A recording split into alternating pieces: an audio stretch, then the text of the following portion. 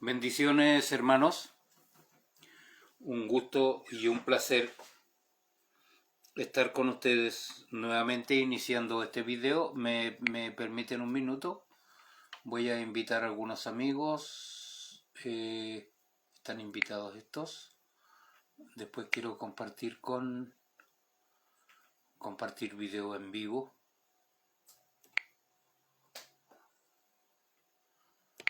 Ya.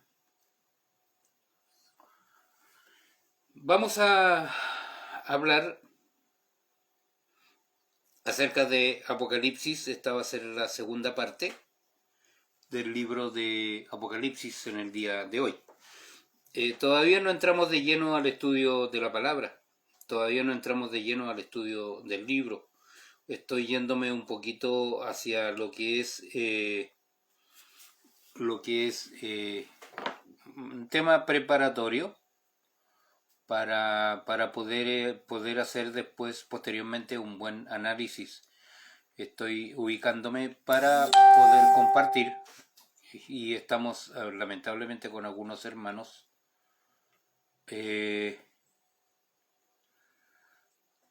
estamos viendo algunas cosas.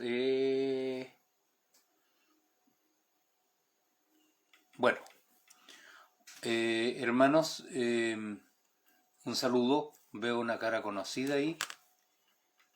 Veo un hermano del norte. Saludo, hermano Edwin. Me parece que es usted. Acabo de ver una fotito. Se parece mucho ese gorrito. Pero vamos a ir a Apocalipsis, hermanos. Apocalipsis es un libro muy interesante para mí y ha sido objeto de estudio por mucho tiempo. Por mucho tiempo. Ayer estuvimos hablando un poco acerca de los métodos de interpretación, que no es un libro difícil. Si nosotros vemos, saludo hermano Edwin, saludo hermano Edwin, si nosotros hacemos un análisis de Apocalipsis no es difícil. Hoy día vamos a partir hablando acerca del tipo de literatura que es el libro de Apocalipsis. Déjenme colocar mi fondo.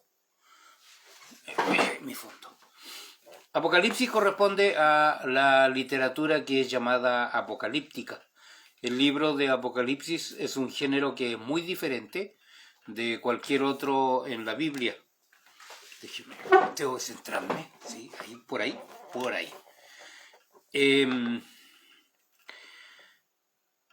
Dije que era diferente de cualquier otro en el Nuevo Pacto. Es una combinación única de tres tipos literarios distintos. Está incluida la literatura apocalíptica, profecía y carta.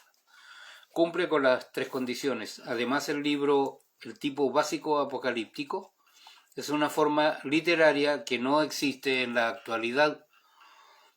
Tenemos una comprensión básica de lo que es una carta, epístola, o una narración, un salmo o un proverbio. Pero simplemente no tenemos nada como esto. Por lo tanto, es especialmente importante que tengamos una idea clara del tipo literario con el que estamos tratando, que es Apocalipsis. Antes de poder entrar en materia, con saludo hermana Atena, bendiciones, es importante que tengamos una idea clara del tipo literario con el que estamos tratando. ¿Qué es Apocalipsis? Principalmente es una revelación.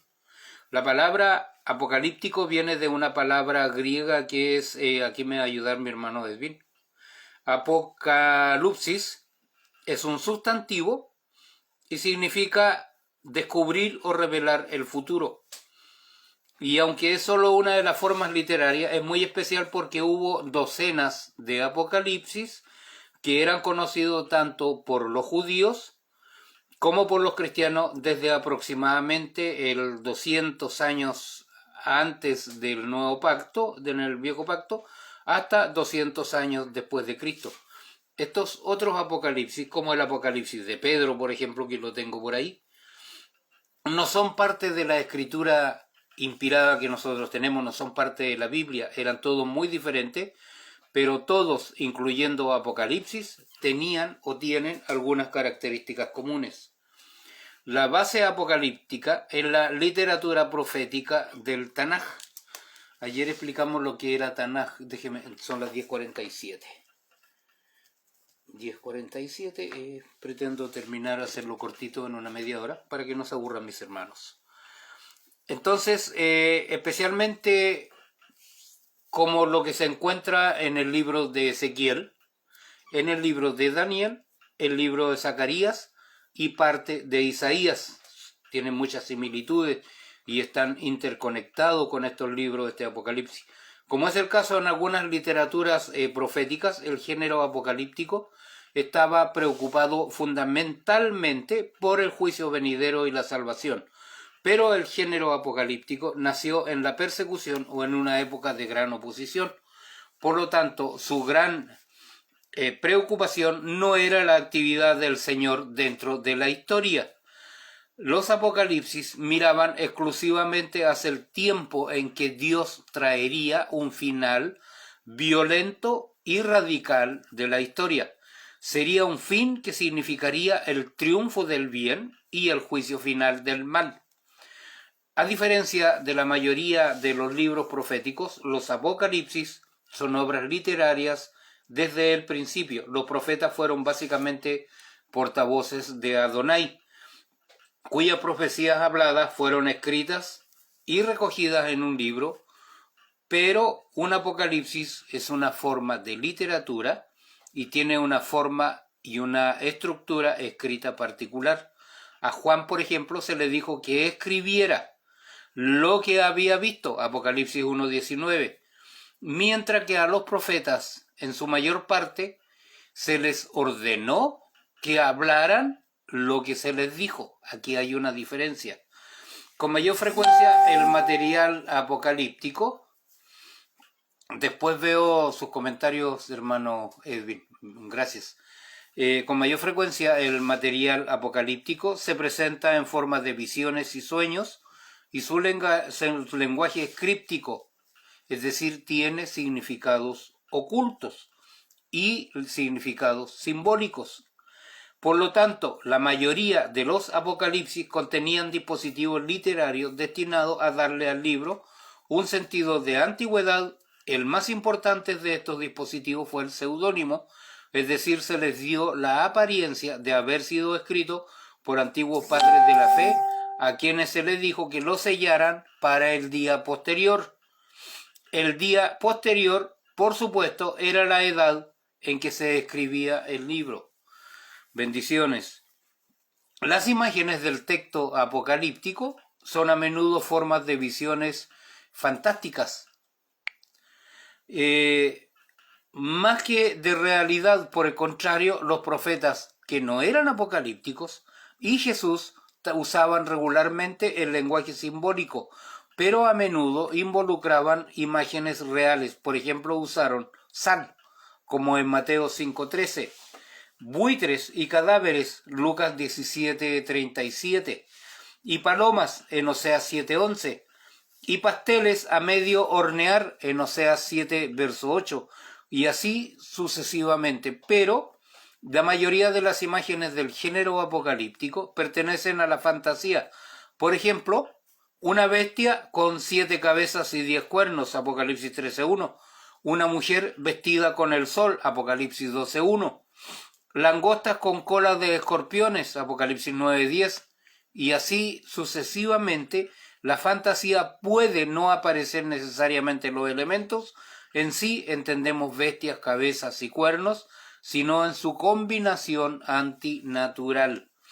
Debido a que Apocalipsis es un género literario, la mayoría de los apocalipsis estaban muy formalmente estilizados, una fuerte tendencia a dividir el tiempo y los eventos en paquetes agradables y ordenados. También había una gran afición por el uso simbólico de los números, en el caso de la Biblia, todo grabado sobre el escritor humano por el Espíritu Santo sin violar su propia libertad de escribir. Como consecuencia, el libro generalmente tiene las visiones cuidadosamente unidas. Hay una secuencia numérica en Apocalipsis, hay secuencias de número 7 que lo hacen prácticamente inalterable. el libro de Génesis como el libro de Apocalipsis están numéricamente sellados, están numéricamente marcados. Es un lenguaje que están, como lo diríamos, están codificados de tal manera que cualquier alteración de su contenido rompe todo el sistema. La revelación de Juan se ajusta a todas estas características que ya dimos del género apocalíptico, menos en un caso, y esa diferencia lo hace tan importante y que de alguna manera se convierte en un mundo propio. La revelación no es seudónima. Juan no sintió la necesidad de seguir la fórmula regular aquí. Se dio a conocer a sus lectores y, a pesar de las 7 cartas en los capítulos 2 y 3, habló a las iglesias conocidas en Asia Menor, que eran contemporáneas de él y compañeros en el sufrimiento. Por tanto, se le dio, no se le dijo, no selles las palabras de la profecía de este libro, porque el tiempo está cerca. Y esta advertencia está al final, 22 verso 10, Apocalipsis. Lo que hace a Juan tan diferente de sus anteriores predecesores judíos en este tema es que no solo estaba anticipando el final, sino que sabía que ya había comenzado con la venida de Jesucristo. Lo que hace diferente el Apocalipsis de Juan es, en primer lugar, su combinación de elementos apocalípticos y proféticos. Por otro lado, el libro está moldeado con el molde apocalíptico y tiene la mayoría de las características literarias del género apocalíptico. Nace en la persecución y tiene la intención de hablar sobre el final con el triunfo de Cristo y su novia, la Iglesia. Está cuidadosamente construido utilizando un lenguaje críptico y un rico simbolismo de visiones fantásticas y de números. Por otro lado, Juan claramente tiene la intención de que este Apocalipsis sea una palabra profética para 7 iglesias locales. Fue escrita en parte para ellos. Su libro no debía ser sellado para el futuro. Esta fue una palabra del Señor para sus situaciones presentes. La profecía no significa principalmente predecir el futuro, sino hablar la palabra de Dios para el presente, generalmente en juicio o salvación. En el Apocalipsis incluso las 7 cartas llevan la impronta profética. Entonces aquí está la palabra profética de Dios en este libro a 7 iglesias locales en la última parte del primer siglo que estaban sufriendo persecución desde afuera y decadencia desde adentro. Hay serias advertencias acerca de la condición de cada iglesia, pero también hay promesas de restauración para ellas, promesas de bendición y de vida eterna. Entonces, vamos a hablar del uso de símbolos en el libro Apocalipsis, como alfa y omega, por ejemplo. El uso de símbolos en el libro Apocalipsis, solo porque creo que el libro de Apocalipsis debe interpretarse, lo dije ayer, literalmente. No significa que se usen muchos símbolos. Un punto de vista literal toma las palabras como están, a menos que haya algo en el texto que indique que debe tomarse de otra manera que no sea literal.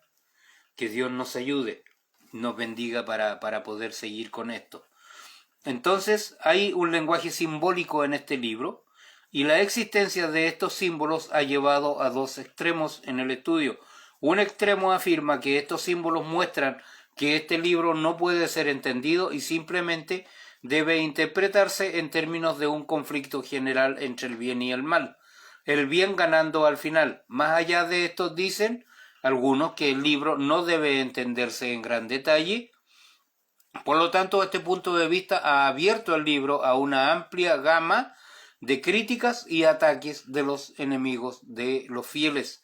El segundo punto de vista extremo establece que los símbolos se usan para especulaciones sin control, sensacionalismo y todo tipo de conjeturas al tratar de interpretar en términos de eventos actuales, y dicha especulación ha dado también lugar a interpretaciones exageradas y se realizan cambios a medida que se desarrollan los eventos actuales.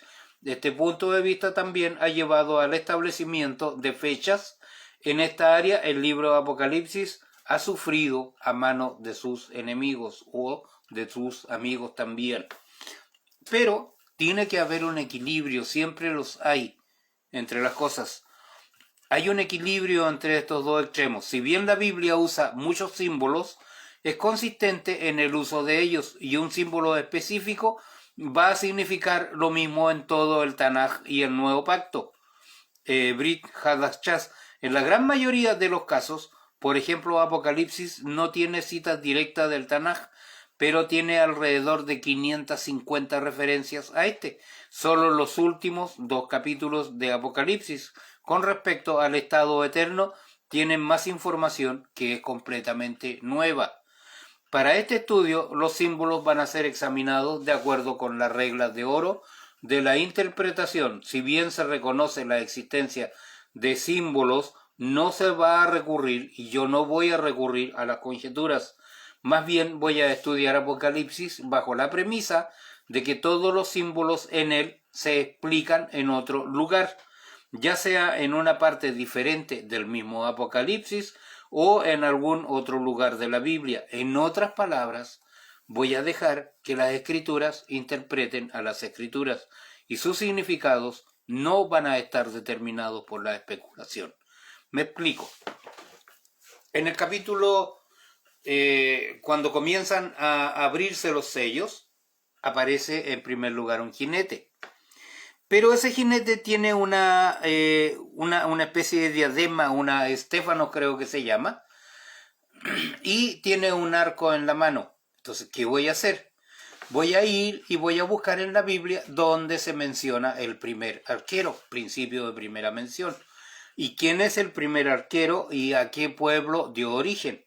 Y esto es explicado en el libro de Génesis, donde Dios dice de Ismael que él va a ser un gran arquero y que su mano será contra todos sus hermanos.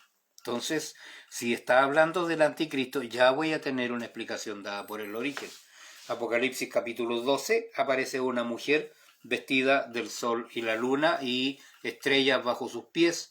Voy a tener que ir nuevamente a ver dónde se menciona este símbolo, y me voy a encontrar con que José tuvo un sueño que es exactamente igual al Apocalipsis. Entonces eso me va a permitir identificar a la mujer y situarla en el tiempo histórico en que está hablando ese capítulo. Hay muchos capítulos más. Por ejemplo, cuando yo quiero hablar de adoración, me remito a donde se nombró primero la palabra adoración. La primera vez que se menciona la palabra adoración, esto lo expliqué ayer, está en el evento donde Abraham iba a sacrificar a su hijo, ese hijo por el que tenía la promesa, pero él fue. Y le dijo a sus siervos: esperadme aquí, que yo y el muchacho iremos y adoraremos a Jehová. Abraham llegó incluso a levantar la mano para cumplir lo que Dios le había ordenado. ¿Qué me está indicando esto? Por poner un ejemplo, que la palabra adoración trae implícita la obediencia total y absoluta a la voluntad de Dios.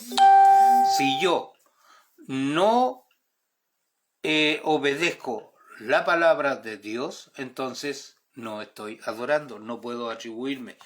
¿Qué significa esto? Ni Abraham cantó, ni Abraham saltó como los pentecostales, ni gritó, ni nada. Sencillamente obedeció. Por lo tanto, la palabra adoración para mí no trae implícita ni el salto, ni el baile, ni el canto, nada. Solamente obediencia a Dios.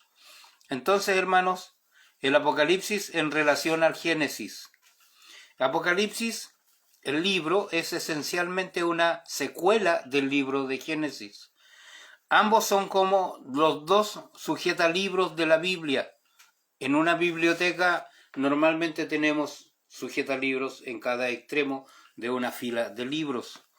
Génesis significa el principio y Apocalipsis es de la palabra griega apocalipsis y literalmente significa la revelación de algo que estaba previamente oculto. Por lo tanto, el Génesis es el libro de los comienzos del mundo, mientras que Apocalipsis es el libro de la revelación del futuro del mundo. La Biblia comienza con la creación de cielos y tierra, termina en Apocalipsis, donde se nos está hablando de la destrucción de ese mundo, de cielos cambiados y de nuevos cielos y nueva tierra, es decir, un nuevo Génesis para la humanidad y para el universo.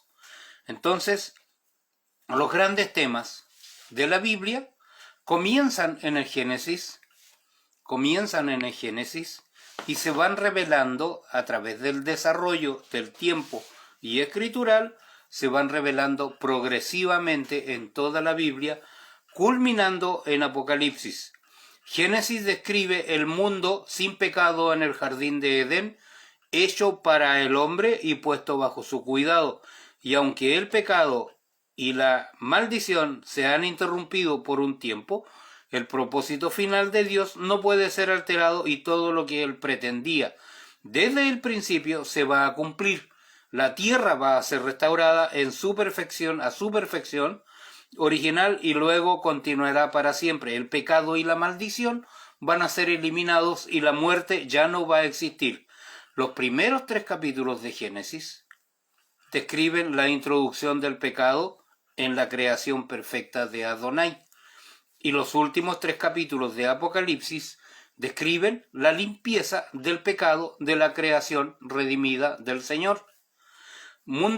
Hay un mundo temporal de Génesis comparado con el mundo eterno Apocalipsis. Por ejemplo, está la división de la luz y la oscuridad, Génesis 1:4, pero en el mundo eterno no habrá más noche, 21, verso 25 de Apocalipsis. Después tenemos la división de la tierra y el mar, Apocalipsis 1:10, pero en el mundo eterno no habrá más mar, 21, verso 1. Génesis, división de la tierra y el mar, Génesis 1:10, pero en el mundo eterno no va a haber mar, Apocalipsis 21:1. Regencia del sol y la luna, Apocalipsis 1:16, pero en el mundo eterno no habrá más sol ni luna, y esto lo dice Apocalipsis 21:23. Primeros cielos y tierra terminados, Apocalipsis 2, verso 1. Pero en el mundo eterno, nuevo cielo y tierra para siempre. El hombre en un jardín preparado, Génesis capítulo 2, verso 8 y 9. Pero en el mundo eterno, el hombre estará en una ciudad preparada, Apocalipsis 21, verso 2. Río que fluye del Edén, Génesis 2, verso 10. Pero en el mundo eterno habrá un río que fluye del trono de Dios, Apocalipsis 22, 1. Árbol de la vida en medio del huerto, Génesis 2:9. Pero en el mundo eterno estará el árbol de la vida a cada lado del río, Apocalipsis 22, verso 2. Oro en la tierra, Génesis 2, verso 12. Pero en el mundo eterno habrá oro en la ciudad, Apocalipsis 21, verso 21. Habrá bedelio y ónice, Génesis capítulo 2, verso 12. Pero en el mundo eterno habrá todo tipo de piedras preciosas, Apocalipsis 21, verso 19. Dios entró en el jardín, Génesis 3:8, pero en el mundo eterno Dios morando con su pueblo, Apocalipsis 21:3. El espíritu energizando, Génesis 1, verso 2. Pero en el mundo eterno el espíritu está invitando, Apocalipsis 22:17. La novia formada a partir de su esposo, 2 versos 21 al 23 de Génesis. Pero en el mundo eterno, la novia vestida para su esposo, Apocalipsis 21:2. Mandato de multiplicar, Génesis 1:28. Pero en el mundo eterno, naciones de salvados, 21 versos 24. Jardín accesible al engañador, pero en Génesis. Pero en el mundo eterno, la ciudad está cerrada para el engañador, ya no existe más, Apocalipsis 21:27. La humanidad a imagen de Dios, Génesis 1, verso 2 al 7. Pero en el mundo, o Génesis 1:27, pero en el mundo eterno, la humanidad en la presencia de Dios, Apocalipsis 21, verso 3. La humanidad trabaja en el jardín, Génesis 2, verso 15. Pero en el mundo eterno, la humanidad hereda al mundo. Mundo maldito, Génesis, comparado con el mundo redimido de Apocalipsis. La tierra fue maldita, Génesis 3, verso 17, pero en el futuro escatológico lejano no habrá más maldición, y me lo dice Apocalipsis capítulo 22, verso 3. Dolor diario, Génesis 3, 17, pero en el futuro escatológico lejano no habrá más dolor, y esto está en Apocalipsis 21, verso 4. Sudor en la cara, Génesis 3, 19, pero en el futuro escatológico lejano las lágrimas van a ser borradas de la cara de los seres humanos. Apocalipsis 21, verso 4. Espigas y cardos, Génesis 3, 18, pero en el futuro escatológico lejano no habrá más dolor. Apocalipsis 21, 4. Comerán la hierba silvestre, 3, 18 de Génesis, pero en el futuro escatológico lejano habrá una cosecha en cada mes. 22, verso 2 de Apocalipsis. La muerte entró en el mundo, según Génesis capítulo 3, verso 19. Pero en el futuro escatológico lejano no habrá más muerte. Apocalipsis 21, verso 4. Prendas de vestir de pieles de animales que nos estaban enseñando una lección acerca del pecado que tiene que ser cubierta por Dios, y Dios mató un animal para vestir al hombre, para cubrirlo sin derramamiento de sangre. No hay remisión de pecados. Entonces, prendas de vestir de animales, según Génesis capítulo 3, verso 21, pero en el futuro escatológico lejano habrá prendas de lino fino, blanco y limpio. ¿Eso me lo dice quién? Apocalipsis capítulo 19, verso 14. Entonces, hermanos, Satanás está en oposición, Génesis 3:15. Pero en el futuro escatológico lejano, Satanás va a estar aislado, no va a existir más.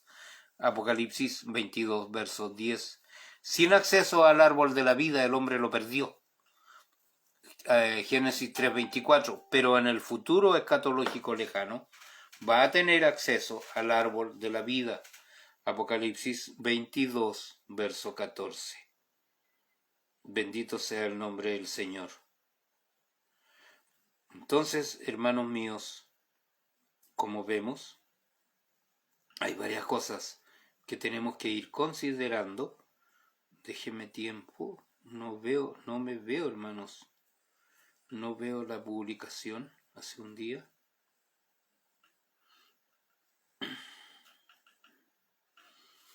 Déjenme buscar para poder compartir, para poder seguir con este tema. El hombre fue desterrado, hermanos, del Génesis, fue desterrado en Génesis, fue desterrado del jardín donde podía tener, ¿no es cierto? Y tenía la revelación de Juan. Compartir ahora, voy, espera un poquito, permítame compartir, hermanos, donde podía tener, la revelación de Juan. Compartir en un grupo y en el tiempo de cambio. Después sigo compartiendo ya. Bendiciones. El hombre fue desterrado del jardín de Edén. Génesis capítulo 3, verso 23. Pero en el futuro escatológico lejano habrá entrada a la nueva Jerusalén. Apocalipsis 22, verso 14.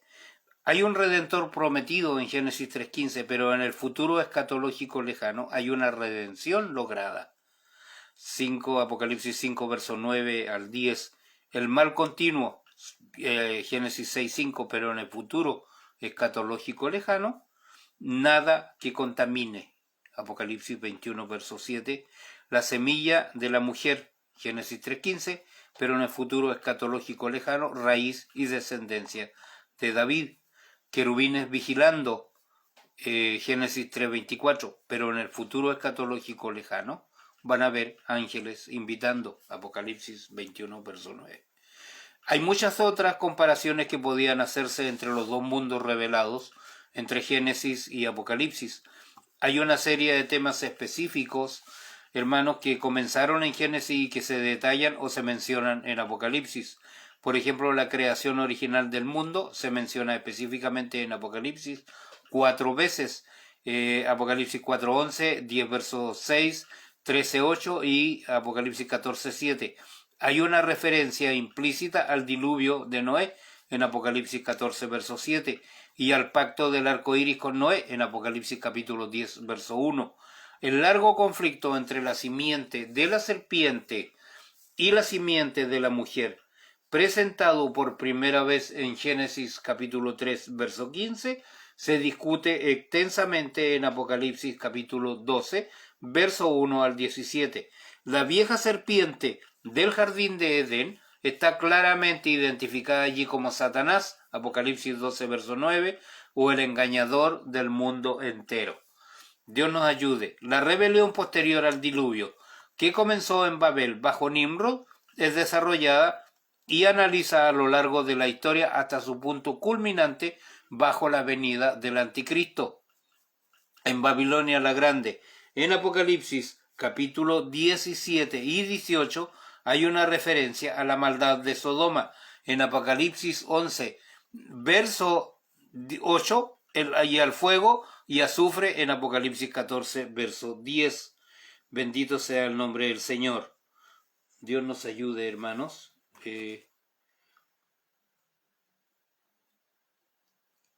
Gloria al nombre del Señor. Bendito sea su nombre. Entonces, en las cartas, por ejemplo, a las 7 iglesias, el árbol de la vida y el paraíso se mencionan en Apocalipsis 2, verso 7. Los querubines de Génesis 3, verso 24 son probablemente las criaturas vivientes mencionadas en Apocalipsis 4, verso 6. 8 y en todo el libro. En Apocalipsis 5, verso 5, Cristo es llamado el león de la tribu de Judá, que es una referencia a la profecía de Jacob en Génesis 49, verso 9, y en la misma profecía la mención de lavar la ropa con sangre se retoma en Apocalipsis capítulo 1, verso 5, Apocalipsis 7, verso 14 y Apocalipsis 19, verso 13. Todos los hijos de Jacob son nombrados en su profecía con la excepción de Dan, porque esa tribu cayó en adulterio espiritual. Entonces, hermano, Dan dice, será una serpiente junto al camino, víbora junto al sendero, y todos son mencionados nuevamente con la excepción de Dan en Apocalipsis capítulo 7, verso 4 al 8. Entonces, el libro de Apocalipsis,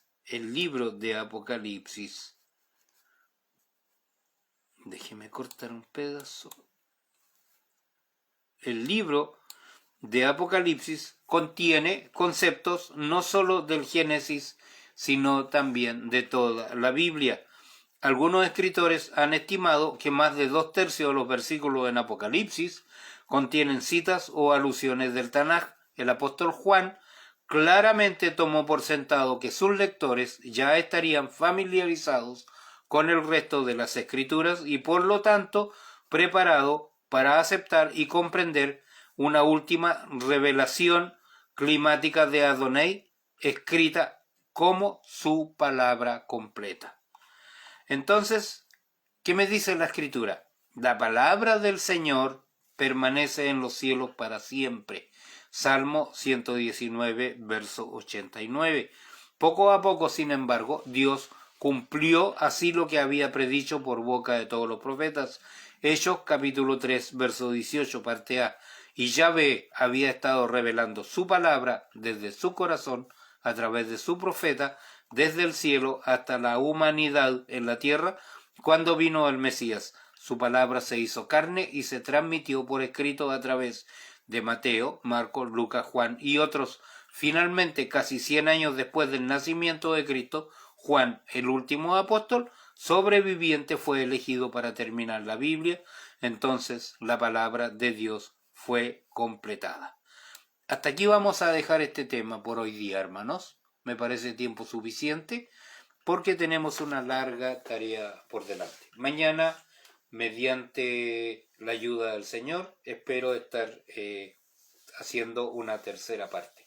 Que Dios les bendiga, mis estimados hermanos. Dios les bendiga mucho. Gracias por escucharme, gracias por su tiempo. Gracias por aquellos que llegarán también. Bendiciones.